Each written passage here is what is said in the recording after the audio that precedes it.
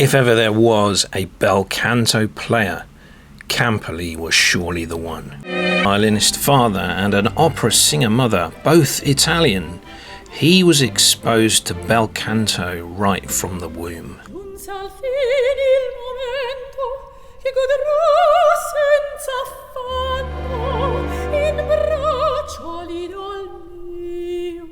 I have a special interest in Campoli since he was my teacher's teacher, and he took my teacher Ron through the entire Paganini Caprices amongst much other repertoire, taught him conducting and became a lifelong companion of Ron's, although they had some ups and downs, more on that later. Here are some copies of scores that I have from my teacher Ron with Campoli's markings on them. The Fiocco Allegro,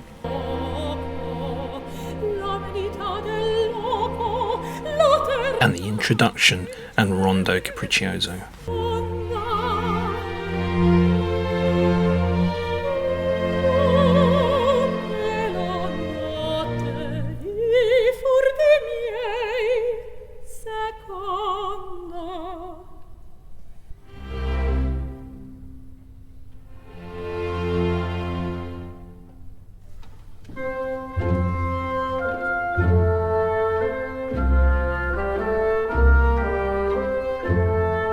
Campoli was born on the 20th of October 1906 and he passed away on the 27th of March 1991. So he lived to age 84. Born in Rome, the only child of Romeo and Elvira Campoli, he moved to England at a young age. At Elvira's suggestion, the entire family moved to England in 1912, which became their home for the rest of their lives. Back in Italy, his father had been leader of the orchestra at the Accademia di Santa Cecilia. He taught the violin and was Alfredo's teacher. He worked mainly in the theatre at Costanzi and La Scala opera houses. His mother was a dramatic soprano who had toured with Scotti and Caruso, but a retired performer at the time of Campoli's birth. But I'm sure the young Campoli would have exposed to the sound of her beautiful singing all the time. His father would take him out of school during lunch break and take him home for violin lessons. It is said that Campoli's dad broke many a bow over the poor lad's back. He was his only teacher and very authoritative at that. But he shaped his son into an outstanding musician and artist. By around 1916, Campoli was already giving public concerts. By the age of 13, he had won so many prizes in competition after competition that he was asked not to compete in future competitions. Nevertheless, in 1919, he entered the London Music Festival and won the gold medal for his performance of the Mendelssohn's Violin Concerto, a piece that he would go on to perform many times throughout his career. Campoli made his professional debut in a recital at the Wigmore Hall in 1923. At this debut, one of the critics pointed out that it was not as a prodigy, but as a mature artist that the 16-year-old violinist came before his audience. A brilliant career seemed assured. He toured with such singers as Dame Nellie Melba and Dame Clara Butt, and played with the Reginald King Orchestra and as a member of the King's Celebrity Trio. The Depression and war years were quite a tough time for Campoli and indeed for many violinists. During the Depression, there was little demand for a soloist, and so Campoli formed his own salon orchestra and the Welbeck Light Quartet, playing at restaurants in London and other such venues. I believe the Savoy was one of these venues. He appeared at a prom concert in 1938.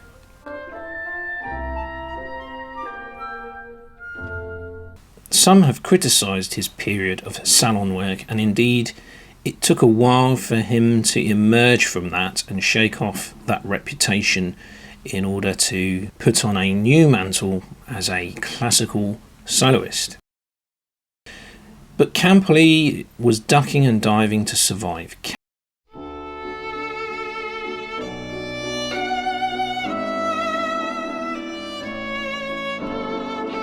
The dark clouds of the Great Depression were gathering.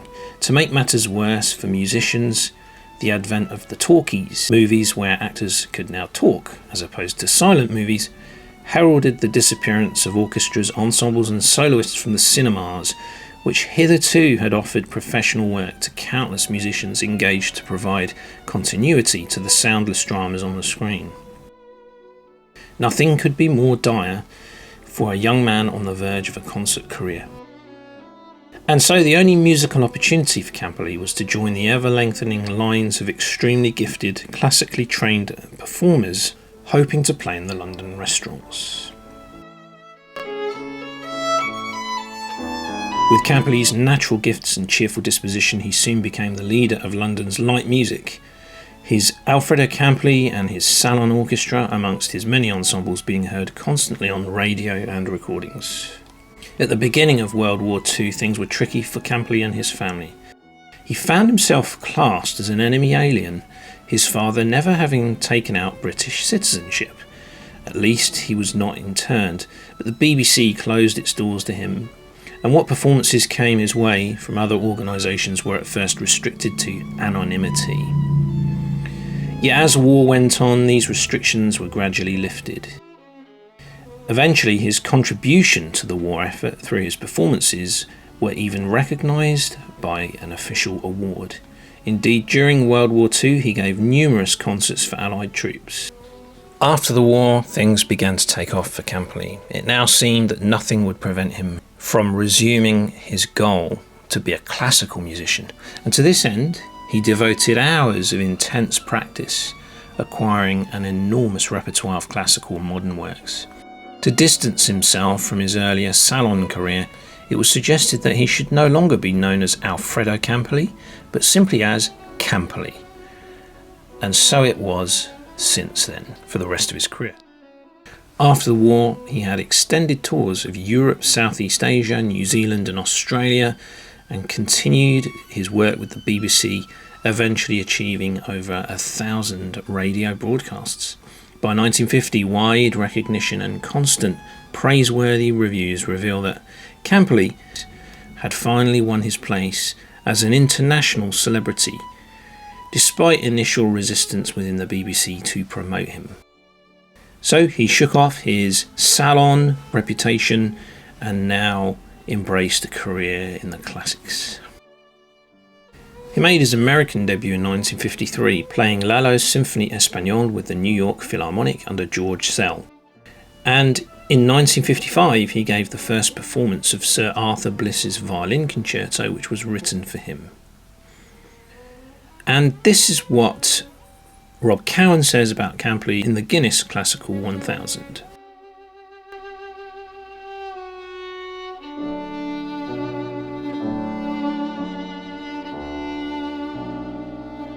In 1956, he twice toured the Soviet Union.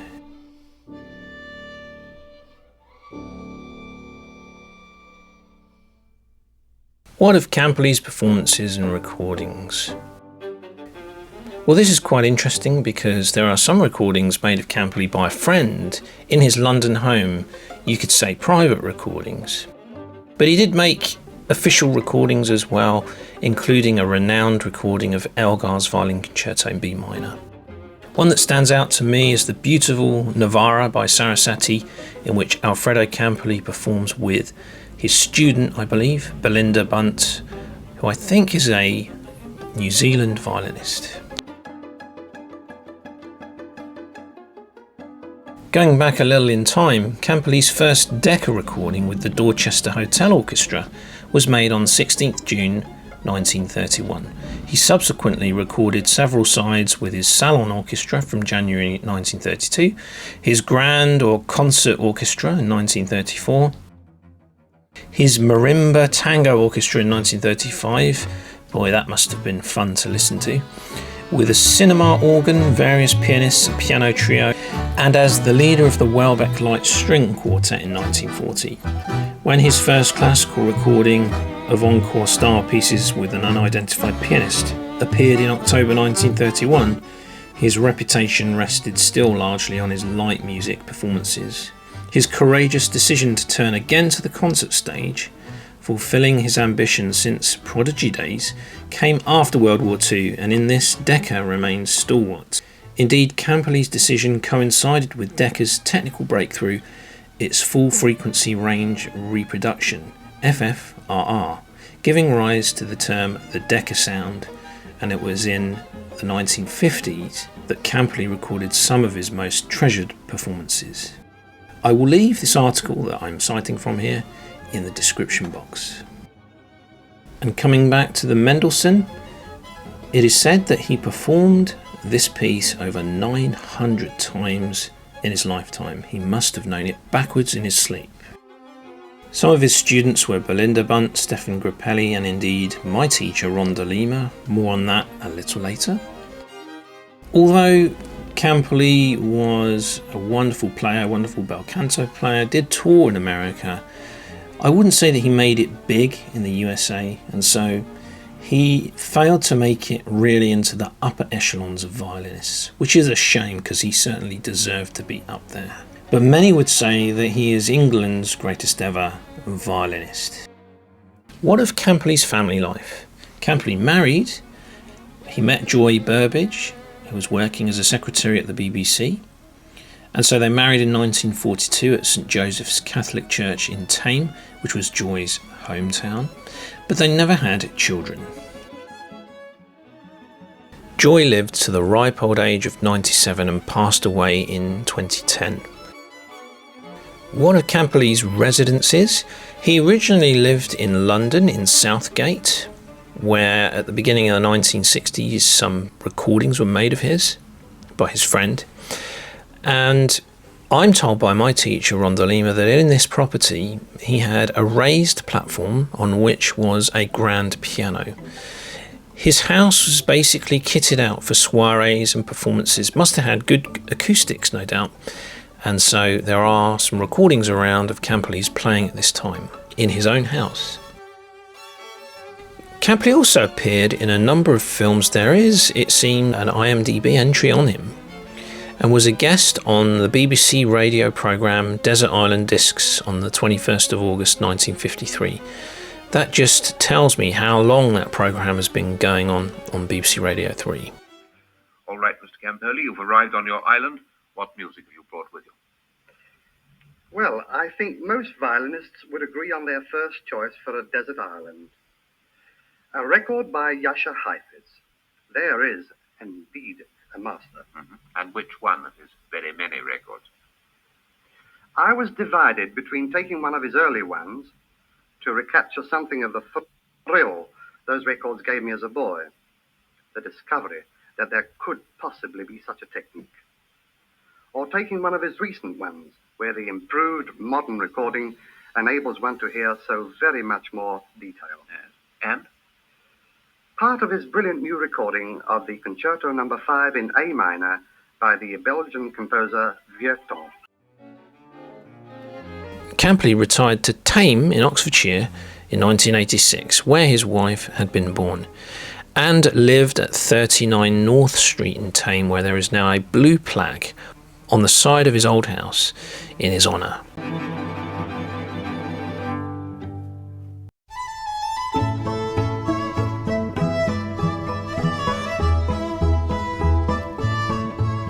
Campoli was a keen bridge player.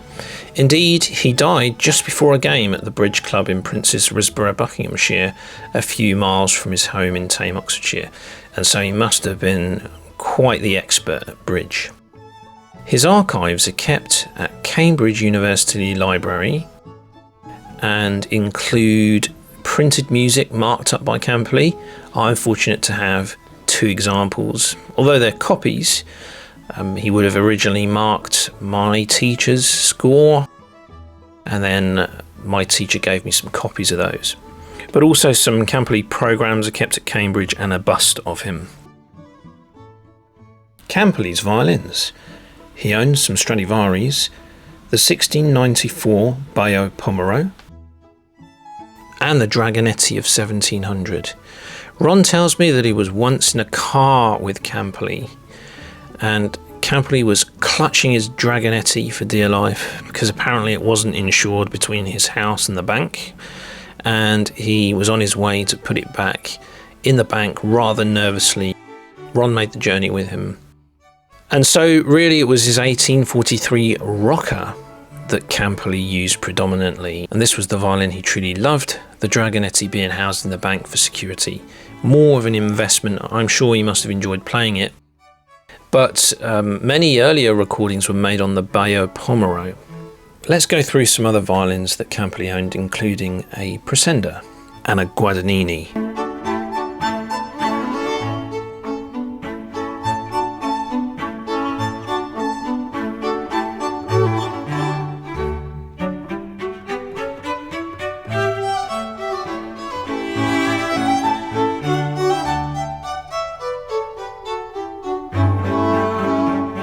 According to Ron MacDonald, a contributor to Violinist.com, who it seems has since passed away, but in 2009-2010 was putting articles up on Violinist.com, Ron MacDonald, interestingly, Campoli had at least two students called Ron MacDonald and Ron de Lima, my teacher, but it appears he was one of Campoli's students and indeed acquired one of Campoli's 3 rockers.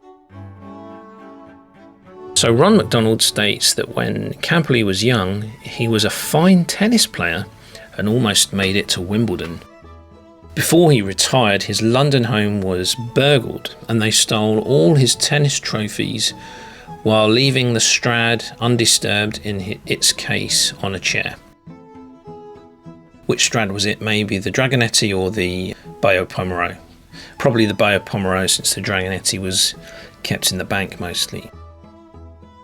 So they stole all the tennis trophies but left the violin alone. Amazing. Being the bridge player of international stature that he was, his bridge trophies were also pinched, along with the tennis ones. And this story, I have memory of my teacher Ron telling me it as well, that he got burgled and they nicked all his trophies but left his violin alone, luckily for him.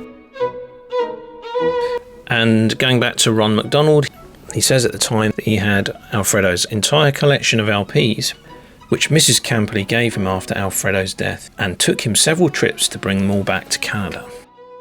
What were Campoli's views on high fits, and what were some of Campoli's mannerisms as related to me by my teacher Ron?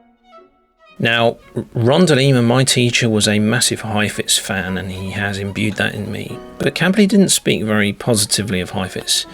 In contrast to high fits himself, who never badmouthed other professional musicians, not that I know of anyway. So when Campoli was talking about high fits, he would gesture with his hand, moving his fingers in and out, clenching and unclenching his hand, as if to mimic a beating heart, insinuating that Heifetz had a mechanical heart. Indeed, Heifetz was accused of being cold due to his sphinx-like posture on the performance stage. Campoli's not the only one to make that silly claim. Just close your eyes and listen to the music. So really, I would say that Campoli suffered from professional jealousy of Heifetz, and I'm going to go into this a little more further into this video when I discuss the dynamic between Campoli and my teacher Ron. So he didn't like talking about Heifetz much, and he insisted on wrist vibrato. Ron himself was an arm vibrato guy, like Heifetz, and Ron would say to Campoli, well, many good players use arm vibrato, like Heifetz and others. Why do I need to use wrist vibrato? However, Campoli, the bel canto Italian player, was insistent. And so, this is how Ron was able to master both arm and wrist vibrato, which in the end turned out to be an advantage. Because being able to employ both wrist and arm opened up a wider range of vibrato possibilities. And so Campoli did Ron a favour by insisting that he learn and employ wrist vibrato, and not allowing Ron to use his arm vibrato, which of course Ron would go away and use his arm vibrato at home and his wrist vibrato in front of Campoli, and ended up being a master of both. Another mannerism of Campoli's, a little bit of a rude one, was if Ron during the lesson was doing something he disagreed with, he would tap the sole of his leather shoe, just insinuating that the musical decision that Ron had made was a little bit kind of thick, stupid, and that Campoli disagreed with it. He would tap the sole of his shoe with his knuckles. I don't know if this was an Italian mannerism, but it highlights that these violin virtuosos have idiosyncratic personalities. They are characters, shall we say, and on important musical matters they won't let you challenge them, and can be, shall we say, at times maybe a little dogmatic.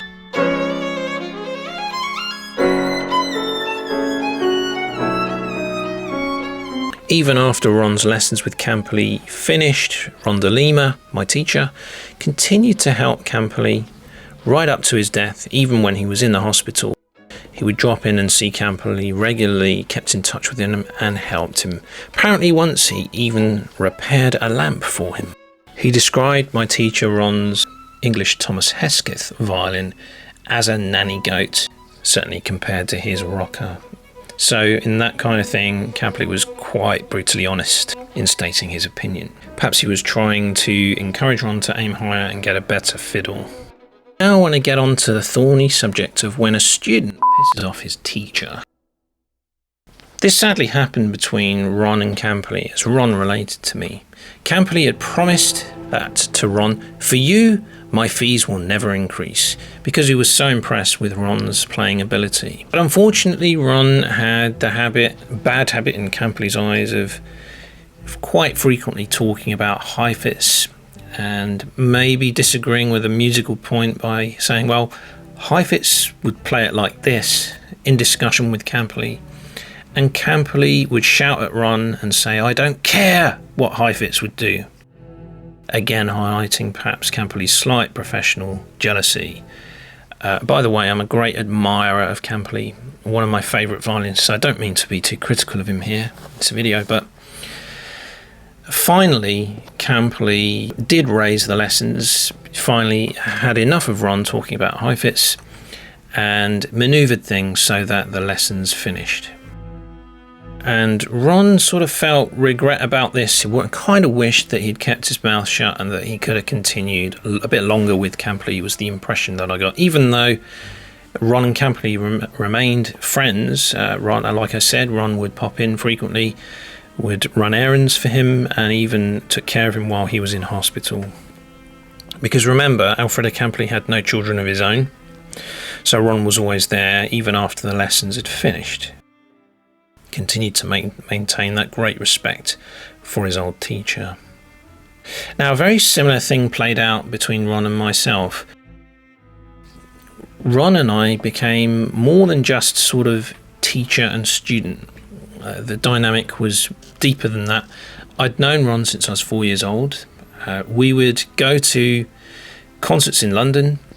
He took me to see Perlman, Jack Liebeck, Victoria Mullova, and even locally in Milton Keynes, a Chloe Hanslip concert in the cathedral. We would go down to the Royal Academy of Music and look at the violins.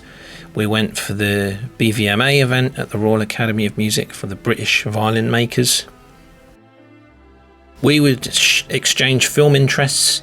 For example, Ron turned me on to Satyajit Ray, the Apu trilogy, and Pata Panchali. And I lent him my French films, the Marcel Pagnol stories, Jean de Floyd and Manon des Sources. We'd talk a lot about the golden age of Hollywood and the classical beauties versus the sirens. So, for example, Audrey Hepburn and Sophia Loren, all the old movie stars.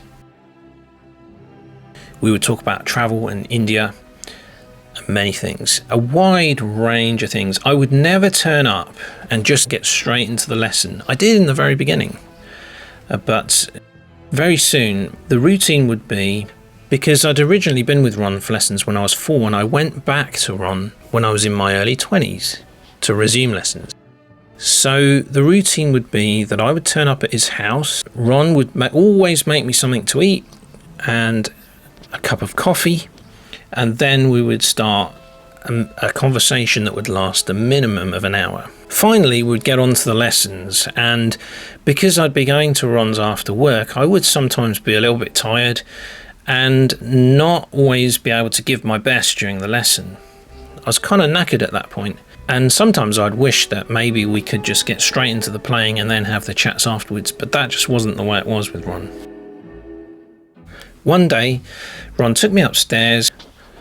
He wasn't very IT savvy, so I would help him get his PC set up. I'd even help him do things like decorate the outside of his house, hold the ladder while he was painting some woodwork.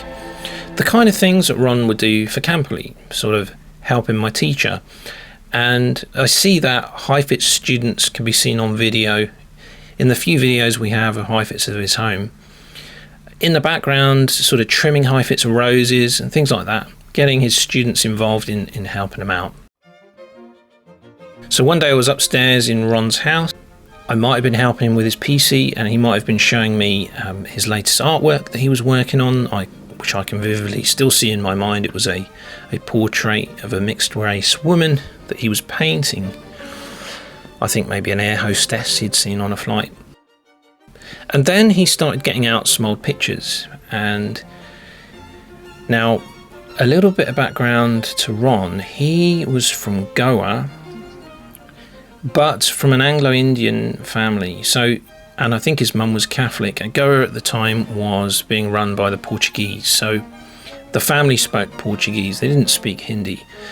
And they were much aligned to European culture. His dad was a Heifetz fan. His dad actually seen Heifetz live in concert. Ron almost got to, but unfortunately the concert in the 60s ended up being cancelled by Heifetz at short notice. It was a concert at the Royal Albert Hall. Ron had the ticket, but alas, it wasn't to be. Heifetz cancelled. But his dad had actually seen, and his uncle had actually seen Heifetz. They'd been educated in England. Ron was probably born around 1935, so still during the time that the Portuguese were there, the British Raj was there, and then living through the war as well, with the threat of Japanese attack on India, British forces stationed out there. And at this time, Ron would listen to the wireless, so to speak, and this is where he would, as a young boy, be listening to Heifetz, who would go on to be his lifelong idol. There we are upstairs, and Ron has pulled out some old photos of him. Now, bearing in mind everything I've said, Ron was kind of culturally European, but he totally looked Indian. I mean, if you saw him walking down the street, you'd think there's an Indian guy. However, he really distanced himself from the Indian culture. He would kind of mock it, really. Although there were some aspects of it that he liked, in general, he was in that classical mindset and didn't agree with the kind of the Indian culture and tried to distance himself from it. So he pulled out the old photos, and I'm looking at a photo. At this time, Ron had grey hair, but in the photo, he had jet black hair, and I couldn't see his face, and I didn't quite recognise him. So it was a picture of him in the orchestra, and stupidly, I said, "Who's that Bengali guy in the orchestra there?" And Ron looked at me, he started laughing, and he said, "It's me," and I started laughing as well. I think if I'd said, "Who's that Portuguese-looking guy?" he might have been less offended. From that point, I noticed the difference. My fees went up, just like Campoli had put Ron's fees up when Ron kept on going on about Heifetz. And things are just a little more strained with Ron, and never quite the same, sadly, because I flapped my mouth and said something stupid, not intending to annoy him, but I guess his ego sort of kicked in.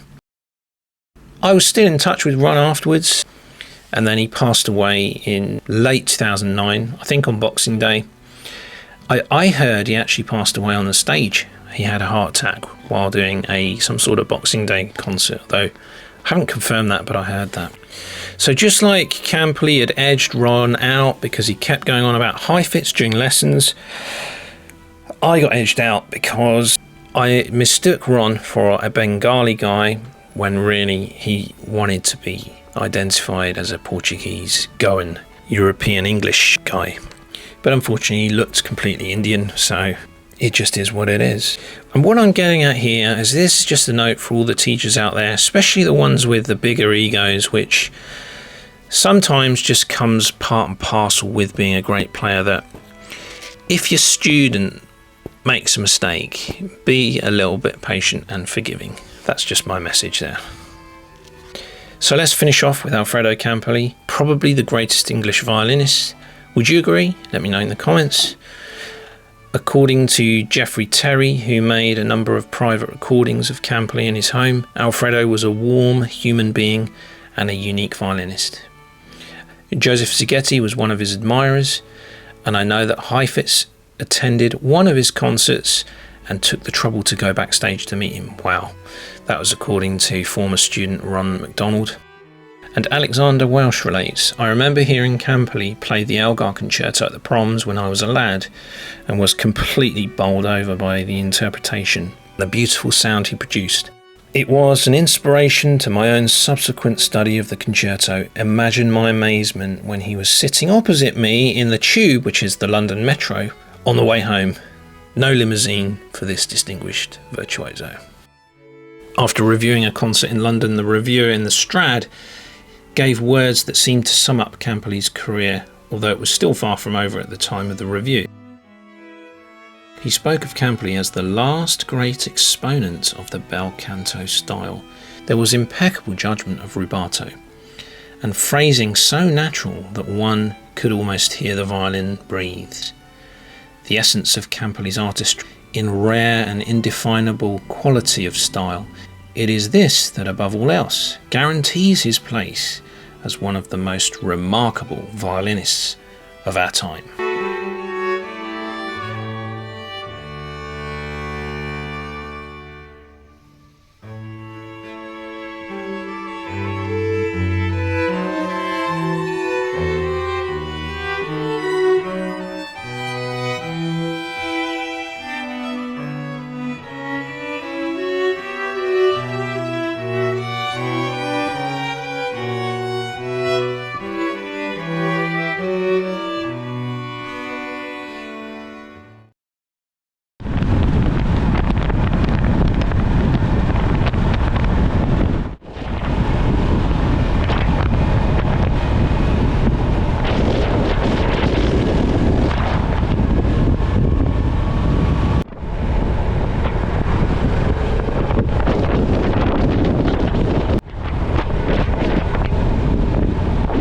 Just a few minutes away from 39 North Street, which was the address of the great violinist Alfredo Campoli. So many times I've driven past Tame on the M40 motorway and thought to myself, I should nip in there and see the house of my teacher's teacher. And finally with making this video, I've been able to motivate myself to get down here. It's only about an hour and a quarter from the north where I live, and it's quite a beautiful little place, sort of halfway between a town and a village, I think, by the looks of it. It's probably a town, but I can well understand why Campoli, on retiring, would want to leave London and settle here and enjoy his final days here.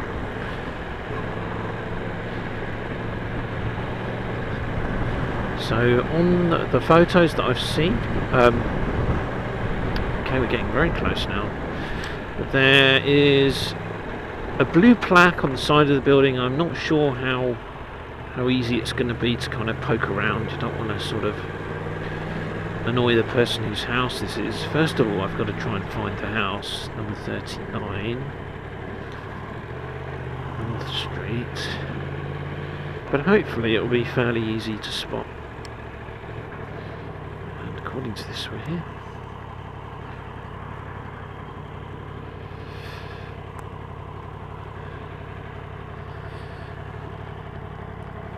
Now there is a car park there, so, or I could just possibly park my bike up somewhere here and just have a little walk around on foot and see if I can find the property. That might be the easiest bet. Let's see if we can do that? Oh, there's 41, so perhaps that's 39 now on the corner.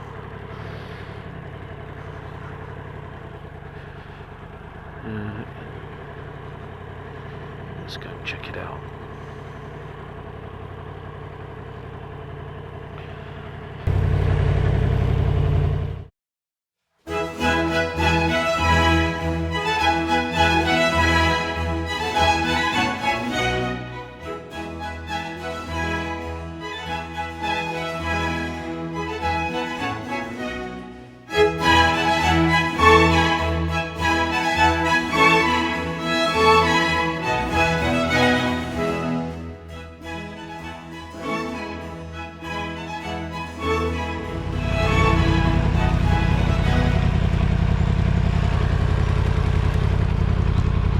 So we just managed to find the house of the late great Campoli, the violinist, and we're now on to go and see a National Trust property in Waddesdon while we're down here. And I was glad I found the house and saw the blue plaque. It wasn't easy to photograph the blue plaque because there's kind of bushes in the way, but I was able to see it, and also I didn't feel too happy kind of walking onto the owner's drive and messing around, so I just got some kind of limited photos or video of the outside really. But yeah, I'm glad I was able to make it and just pay my homage and respects to this great violinist. And he lives in a beautiful place. This is kind of Buckinghamshire, Oxfordshire crossing into Buckinghamshire, and I think Campoli's home in Tame is in Oxfordshire, but we're headed about 25 minutes away from there into Buckinghamshire now. And as you can see, it's very beautiful countryside and also some fantastic motorcycling country with all the twisties and all the rest of it. So it's working out to be quite a culturally enriching Sunday so far. So we're going to check out this National Trust property next, Waddesdon.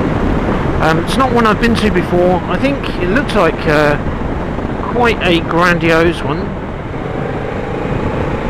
And see what that's all about before heading back up north to home. We're currently about 6 minutes or so away, I think. There we go, Waddesdon. 9 minutes, sorry, according to this. Oh wow. Look at this, eh? So, quite nice indeed around here. Waddesdon Manor. Entrance 1 mile ahead by the War Memorial. Radio. Get in this way to what promises to be, I'm sure, quite a beautiful place. Welcome to Waddesdon, a Rothschild house and gardens. Whoa. Okay, this one is owned by the banking elite. I did not realise that.